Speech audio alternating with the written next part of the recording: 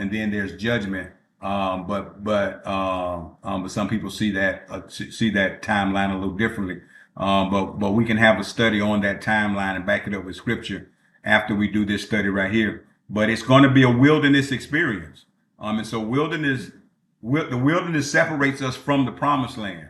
But the wilderness is not easy. The wilderness, some people turn back on God in the wilderness. That's what the children of Israel, they got in the wilderness and they began to doubt God. They said, Moses, you brought us, when Moses brought them across the Red Sea, it was like, it would have been better to be a slave in Egypt than to come over here in the wilderness and die.